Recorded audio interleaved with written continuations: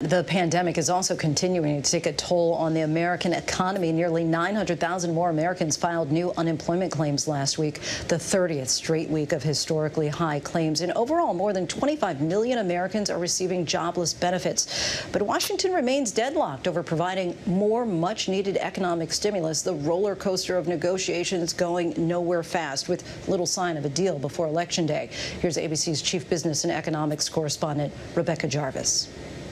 With Washington at a stalemate over plans for a new round of stimulus to fight the devastating consequences of the pandemic, I'd say at this point, getting something done before the election and executing on that would be difficult, just given where we are. Don't let the perfect be the enemy of the good, as they say. It is nowhere near perfect. Madam Speaker. Always the case, but we're not even close to the good. The economic recovery facing increasing pressure.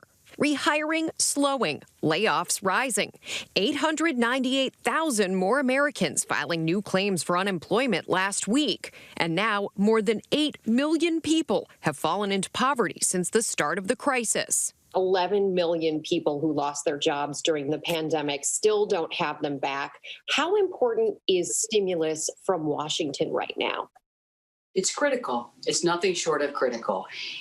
These households, 11 million people who, for no fault of their own, have lost their jobs, their livelihoods, and lay awake probably every night wondering how they're going to take care of themselves. They need additional bridge, if you will, to get them through the pandemic and ready to go back to work when jobs are available. In an exclusive interview with ABC News, Mary Daly, the president of the Federal Reserve Bank of San Francisco, calling on Congress to get a deal done now. What happens if Washington doesn't come through with stimulus soon?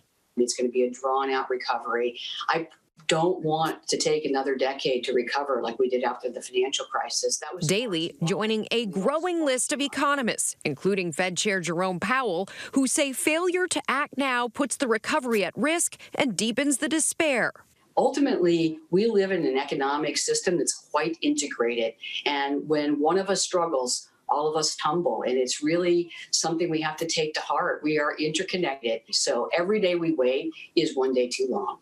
Lorena Cantaravisi, who started her restaurant Maria Empanada in Denver, Colorado 9 years ago, is one of the many desperately waiting. I started my business with $300 and no word in English when I came to this country. And now, pre-COVID, we had 5 locations.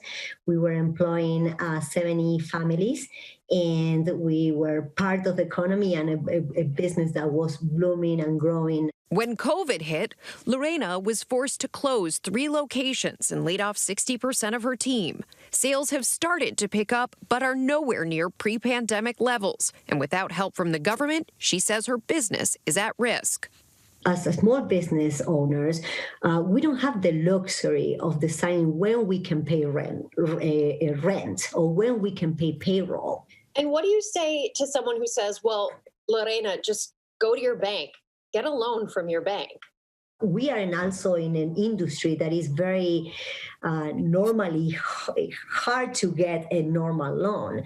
Restaurants is very normal that they crash in the first 6 months or 3 years. Investors, they don't want to invest at this time. Banks, they don't want to loan at this time. Considering how high the stakes are right now, would the Fed ever consider cutting checks directly to the American people? We have lending powers, not spending powers. In 1913, when they put the Fed together, they said you can control the interest rate. That's your main tool. That's your only real tool to manage the economy. And Congress makes those spending decisions. So it really is up to Congress.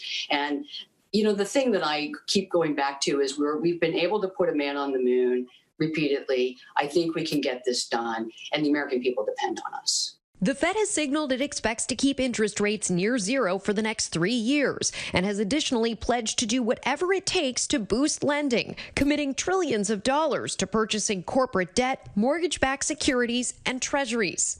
Is there frustration inside the Fed that here we are, we've thrown trillions of dollars, an unprecedented amount of stimulus at this problem, And Washington has been at a stalemate for months. While more people are losing their jobs, the rehiring is slowing down, and at least some of the progress that was made earlier in the summer appears to be stalling or not existent anymore.